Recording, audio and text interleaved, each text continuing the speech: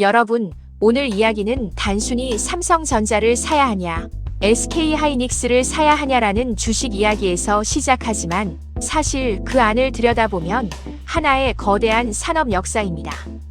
이 이야기는 일본에서 시작됩니다.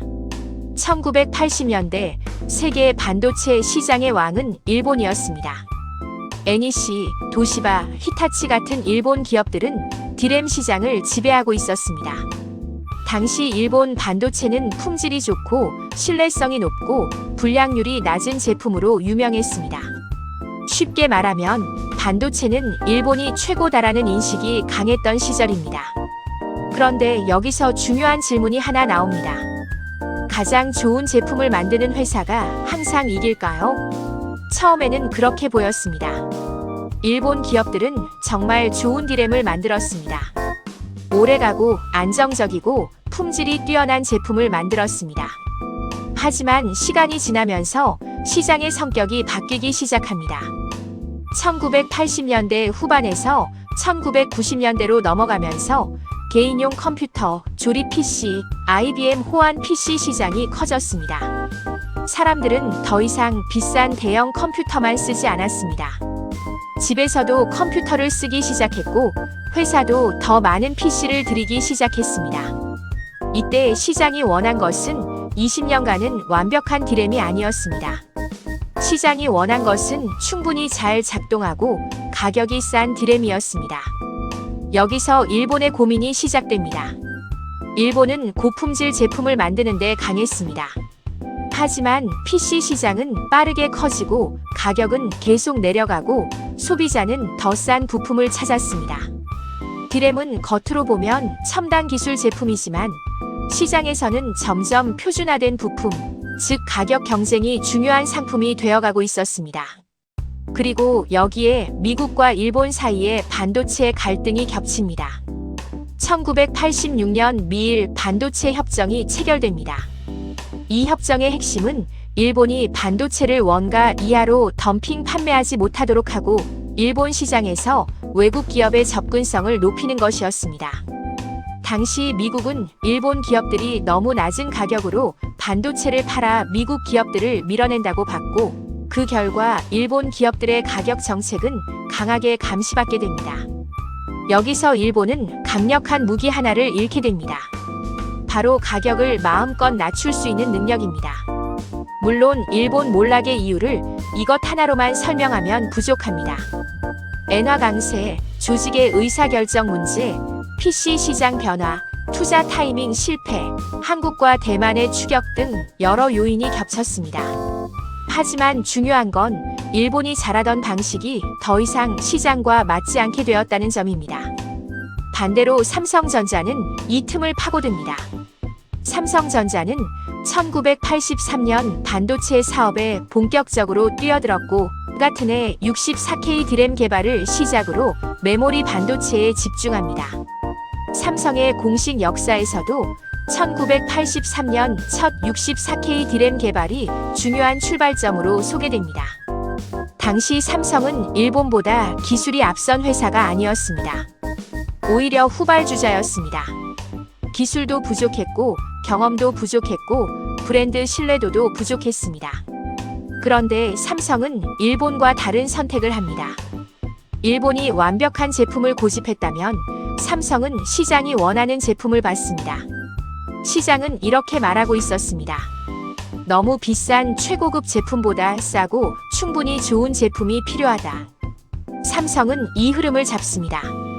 대량 생산을 하고 원가를 낮추고 빠르게 공정을 전환하고 적자가 나도 버티면서 투자를 이어갑니다. 디램 시장은 사이클 산업입니다. 가격이 떨어질 때 버티지 못하면 탈락하고 버티는 기업은 다음 상승기에 점유율을 가져갑니다. 삼성은 이 구조를 이해했고 일본 기업들은 점점 밀려납니다. 결국 일본이 지배하던 디램 시장은 한국 기업 중심으로 바뀝니다. 일본은 기술이 없어서 진 것이 아닙니다. 시장이 바뀌었는데도 과거의 승리 방식을 오래 붙잡고 있었기 때문에 밀린 것입니다. 여기까지가 첫 번째 역사입니다. 그런데 지금 비슷한 구조가 다시 나타나고 있습니다. 이번에는 일본과 한국의 싸움이 아니라 AI 시대의 메모리 전쟁입니다. 그리고 그 중심에 삼성전자와 SK하이닉스가 있습니다. 이제 AI 이야기를 해보겠습니다. AI는 겉으로 보면 소프트웨어처럼 보입니다. 챗GPT, 이미지 생성 AI, 자율주행, 로봇, 데이터 센터 같은 것들이 떠오릅니다. 하지만 그 뒤에는 엄청난 하드웨어가 필요합니다. AI는 데이터를 엄청나게 많이 읽고 계산하고 다시 저장해야 합니다. 그래서 AI 시대에는 GPU가 중요해졌고 그 GPU 옆에는 아주 빠른 메모리가 필요해졌습니다. 그 메모리가 바로 HBM입니다. HBM은 하이 밴드 위드스 메모리, 즉 고대 역폭 메모리입니다. 쉽게 말하면 데이터를 아주 빠르게 GPU에 공급해주는 메모리입니다. GPU가 아무리 빨라도 데이터를 늦게 가져오면 성능이 나오지 않습니다. 사람이 머리는 좋은데 책을 한 장씩 천천히 가져다 주면 공부 속도가 느린 것과 같습니다. AI GPU도 마찬가지입니다. 계산 장치는 빠른데 메모리에서 데이터를 가져오는 속도가 느리면 병목이 생깁니다. HBM은 이 병목을 해결하기 위해 등장했습니다. 기존 그래픽 메모리인 GDDR은 메모리 칩이 GPU 주변에 평면적으로 붙는 구조에 가깝습니다. 반면 HBM은 메모리 칩을 여러 층으로 쌓고 GPU 가까이에 붙여서 아주 넓은 통로로 데이터를 주고받게 만듭니다. 그래서 속도는 빠르고 전력 효율도 좋아집니다. 다만 만들기가 어렵습니다. 여러 장의 메모리 칩을 쌓고 TSV라는 수직 연결 기술을 쓰고 패키징까지 정교하게 맞춰야 합니다. 그래서 HBM은 단순한 디램이 아니라 메모리 기술과 패키징 기술과 고객 맞춤 설계가 결합된 제품입니다. 그럼 HBM은 언제 시작됐을까요? 여기서 AMD와 SK하이닉스가 등장합니다. HBM의 초기 흐름은 AMD와 SK하이닉스가 함께 열었습니다. HBM은 JEDC 표준으로 2013년에 채택되었고 SK하이닉스는 2013년에 첫 HBM 칩을 만들었습니다. 그리고 2015년 AMD의 PGGPU, 즉 RADION R9 퓨리 계열 그래픽 카드에 HBM이 처음 상용 적용됩니다. 당시 이 제품은 고성능 그래픽 카드였고 게임 시장에서도 주목을 받았습니다. 여기서 중요한 표현이 있습니다. HBM은 게임용으로 태어났다라고 말하면 조금 부정확합니다. 더 정확히 말하면 GPU의 메모리 병목을 해결하기 위해 개발되었고 첫 대중적 상용 모델가 AMD의 고성능 그래픽 카드였으며 그 제품이 게임 시장과 고성능 그래픽 시장에서 쓰였다고 보는 것이 맞습니다. 당시 AMD는 엔비디아와 GPU 시장에서 경쟁하고 있었습니다. 그래픽 카드는 더 빠른 연산과 더 높은 해상도, 더 높은 데이터 처리 속도가 필요했습니다. 그런데 기존 메모리 방식으로는 한계가 보였습니다. 그래서 AMD는 HBM이라는 새로운 메모리 구조를 통해 차별화를 시도합니다. 이때 SK하이닉스는 중요한 경험을 쌓습니다. HBM을 실제 GPU에 붙이고 양산하고 수율을 맞추고 고객 요구를 맞추는 경험입니다. 처음부터 큰돈이 된 사업은 아니었습니다. 오히려 AMD의 HBM 적용은 기술적으로는 의미가 컸지만 상업적으로 엄청난 대성공이었다고 보기는 어렵습니다. 가격이 비쌌고 시장도 제한적이었고 게임용 GPU 시장에서는 여전히 GDDR이 더 경제적인 선택이었습니다. 하지만 이 경험은 훗날 엄청난 자산이 됩니다. 왜냐하면 HBM은 나중에 AI 시대가 오면서 완전히 다른 의미를 갖게 되기 때문입니다. 이제 엔비디아 이야기를 해야 합니다. 엔비디아도 처음에는 게임용 GPU 회사였습니다. 그래픽 카드를 만들던 회사였습니다. 하지만 엔비디아는 GPU를 단순한 게임용 칩으로만 보지 않았습니다. GPU는 병렬 연산에 강합니다. 쉽게 말해 많은 계산을 동시에 처리하는 데 강합니다. 게임 그래픽도 수많은 픽셀과 연산을 동시에 처리해야 하니까 GPU가 잘 맞았던 것입니다. 그런데 엔비디아는 여기서 한 발 더 나갑니다. 이 GPU를 게임이 아니라 과학 계산, 연구, 데이터 센터, AI에 쓰면 어떨까? 이 생각이 CUDA로 이어집니다. CUDA는 개발자들이 엔비디아 GPU를 연산용으로 쉽게 사용할 수 있게 만든 소프트웨어 플랫폼입니다. 이게 정말 중요합니다. AMD도 GPU를 만들었지만 엔비디아는 GPU 위에서 돌아가는 생태계를 만들었습니다. AMD가 좋은 하드웨어를 만들었다면 엔비디아는 개발자들이 그 하드웨어를 쓰게 만드는 세계를 만든 것입니다. 그리고 2010년대 들어 딥러닝이 떠오릅니다. AI 모델은 엄청난 양의 데이터를 학습해야 합니다. 이때 CPU만으로는 부족합니다. GPU가 필요합니다. 그런데 이미 많은 연구자와 기업들은 엔비디아 CUDA 환경에 익숙해져 있었습니다.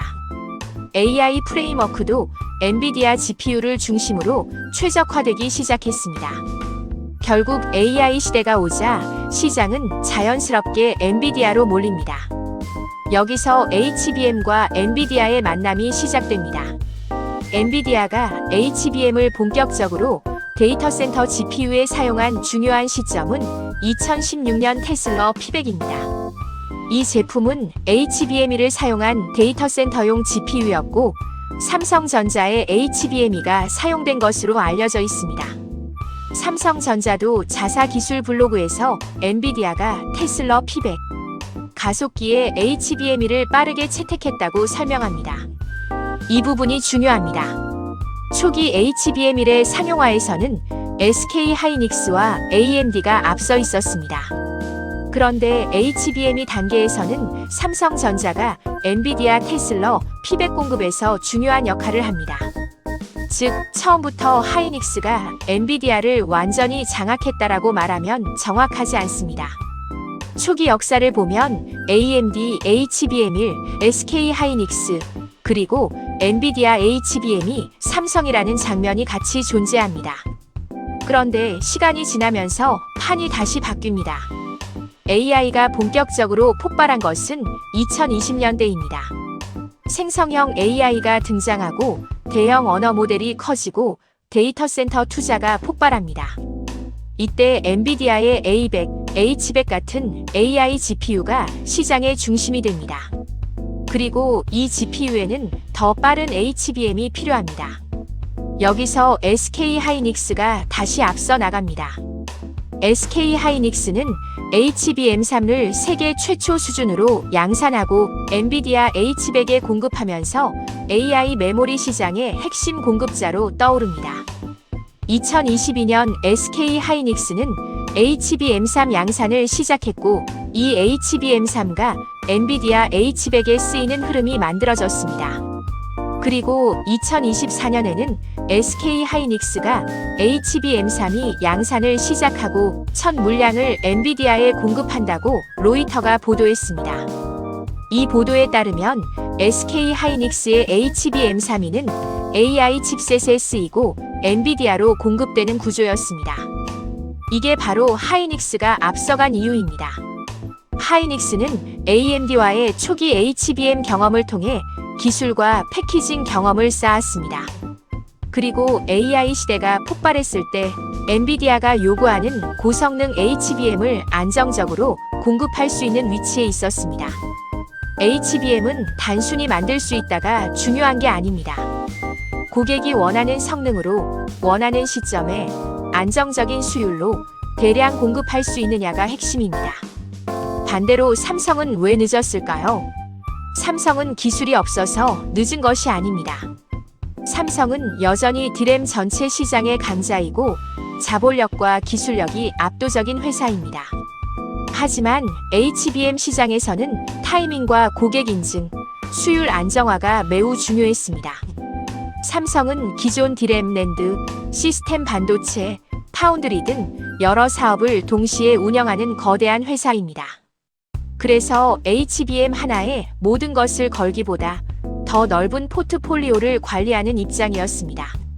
반면 하이닉스는 메모리에 더 집중된 회사입니다. 그리고 삼성보다 2위 사업자였기 때문에 판을 뒤집을 기회가 필요했습니다.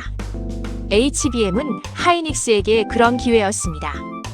이 차이가 AI 시대에 크게 벌어진 것입니다. 과거 일본과 삼성의 관계를 떠올려 보면 일본은 기술과 품질에 강했지만 시장의 변화에 늦었습니다.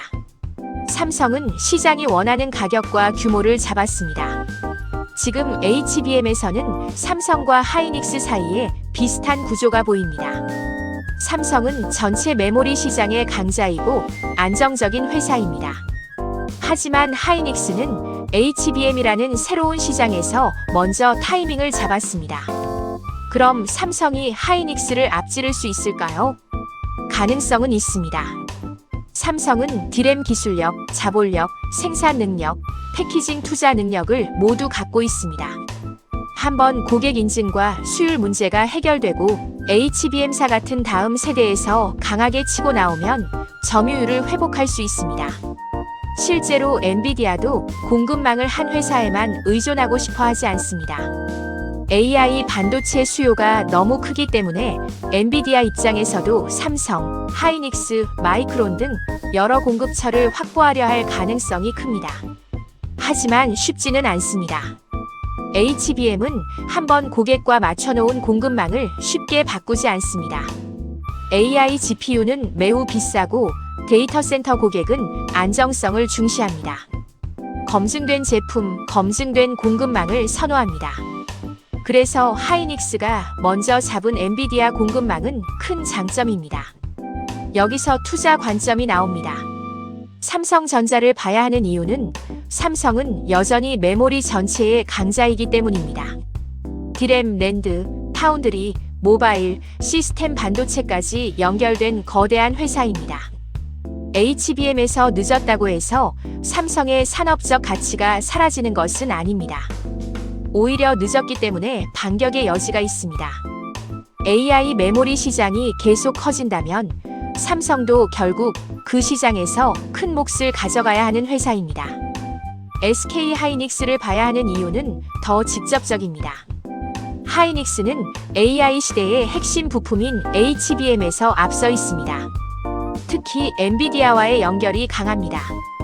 지금 AI 데이터 센터 투자가 늘어날수록 하이닉스는 그 수혜를 직접적으로 받는 구조입니다.